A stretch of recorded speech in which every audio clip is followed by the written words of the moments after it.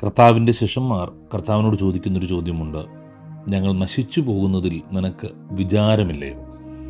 നാം പ്രതിസന്ധികളിലും പ്രശ്നങ്ങളിലും കടന്നു പോകുമ്പോൾ നാം കരുതും ദൈവത്തിന് നമ്മളെക്കുറിച്ച് വിചാരമില്ല, ദൈവം അറിയുന്നില്ല, ദൈവം കാണുന്നില്ല എന്നൊക്കെ നാം ചിന്തിക്കും. എന്നാൽ ഇയ്യോബിൻ്റെ പുസ്തകത്തിലേക്ക് വരുമ്പം അതിൻ്റെ 1-ാം അധ്യായത്തിൻ്റെ 10-ാം വാക്യത്തിൽ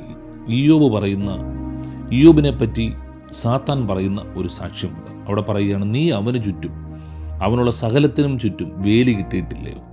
നോക്കി, സാത്താൻ തന്നെ പറയുകയാണ് ഇയ്യോബിനുള്ള സകലത്തിനും ചുറ്റും ദൈവം ഒരു വേലി കിട്ടിയിരിക്കുന്നു. അതൊരു സത്യമാണ്. എപ്പോഴും നാം തിരിച്ചറിയണം. പകൽ സൂര്യനെങ്കിലും രാത്രി ചന്ദ്രനെങ്കിലും നമ്മളെ ബാധിക്കത്തില്ല. യഹോവ ഒരു ദോഷവും തട്ടാതെ വണ്ണം നമ്മെ പരിപാലിക്കും. ദൈവത്തിൻ്റെ ദൂതന്മാരുടെ കാവല് തൻ്റെ ജനത്തോട് കൂടെയുണ്ട്. അവനാണ് നമ്മളെ പരിപാലിക്കുന്നത്. ദോഷം വരാതെ, ദോഷം തട്ടാതെ നമ്മെ പരിപാലിക്കാൻ കർത്താവിന് കഴിയും. അതുകൊണ്ട് തന്നെ നാം ധൈര്യത്തോടെ ദൈവസന്നിധിയിലേക്ക് അടുക്കണം. പിശാചിന് നമ്മളെ തൊടുവാൻ കഴിയത്തില്ല. പ്രശ്നങ്ങളും ബുദ്ധിമുട്ടും സാഹചര്യങ്ങളെല്ലാം ഉണ്ടെങ്കിലും അതിൻ്റെ മധ്യത്തിലും ദൈവത്തിൻ്റെ ഒരു സാന്നിധ്യം നമ്മുടെ കൂടെയുണ്ട്. ദൈവത്തിൻ്റെ ഒരു പ്രൊട്ടക്ഷൻ നമുക്ക് ചുറ്റും ഉണ്ട്. പല സമയങ്ങളിലും നാം തിരിച്ചറിയാത്തൊരു കാര്യം, ദൈവത്തിൻ്റെ ദൂതന്മാരുടെ കാവൽ നമുക്ക് ചുറ്റും ഉണ്ട് എന്നുള്ളതാണ്. ദൈവത്തിൻ്റെ ദൂതന്മാരുണ്ട്. അവൻ നിൻ്റെ വലത്ത് വശത്ത് 1000 പേരും, നിൻ്റെ വശത്ത് 1000 പേരും, നിൻ്റെ വലത്ത് വശത്ത് 10,000 പേരും വീഴുമെങ്കിലും അത് നിന്നോട് അടുത്ത് വരികയില്ല. അപ്പം നമ്മുടെ ചുറ്റും ദൈവത്തിൻ്റെ ദൂതന്മാരുടെ കാവലുള്ളത് കൊണ്ട് നമ്മുടെ ചുറ്റും പ്രതിസന്ധികളുണ്ടാകും, പ്രശ്നമുണ്ടാകുമ്പോൾ അത് നമ്മളെ അടുത്ത് വരുത്തില്ല.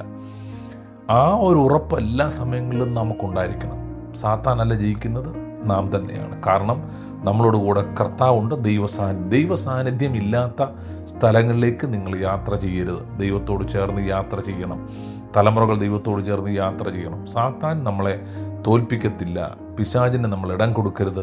നമ്മുടെ ജീവിതത്തിലെ ഏത് മേഖലയിലും സാത്താൻ ഇടം കൊടുക്കരുത്. പല സമയങ്ങളിലും നാം ചിന്തിക്കും കർത്താവ് നമ്മുടെ കൂടെയില്ല, നമ്മൾ ഒറ്റയ്ക്കാണെന്ന്. അല്ല, നമ്മൾ ഒറ്റയ്ക്കല്ല. അവൻ നമ്മളെ കയ്യിൽ വഹിക്കുന്നവനാണ്. അവൻ നമ്മളെ കരുതുന്നവനാണ്. ചന്ദ്രക്കും മേശക്കും അവേന്ദനവും എന്ന് പറയുന്ന സഹോദരങ്ങൾ, അവരെ തീച്ചൂളയിലേക്ക് ഇടുമ്പോൾ അവർ ഓർത്ത് ദൈവം ഞങ്ങളെ കൈവിട്ടില്ല.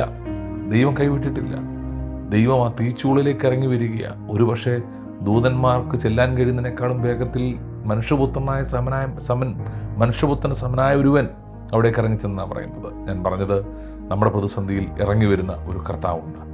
ലാസറിൻ്റെ വീട്ടിലേക്ക് യേശു ചെന്നതുപോലെ നമ്മുടെ പ്രതിസന്ധിയിൽ കർത്താവ് കടന്നു വരും. അതുകൊണ്ട് തന്നെ പ്രതിസന്ധിയിലും പ്രശ്നത്തിലും നമ്മൾ ഒറ്റയ്ക്കല്ല, ദൈവം നമ്മുടെ കൂടെയുണ്ട് എന്നുള്ള ഉറപ്പ്, ബോധ്യം നമുക്കുണ്ടാകണം. ഇയ്യോബിൻ്റെ മേൽ ദൃഷ്ടി വയ്ക്കാൻ, ഇയ്യോബിൻ്റെ ജീവനെ തൊടുവാൻ സാത്താന് കഴിഞ്ഞില്ല. കാരണം he was under the protection of God.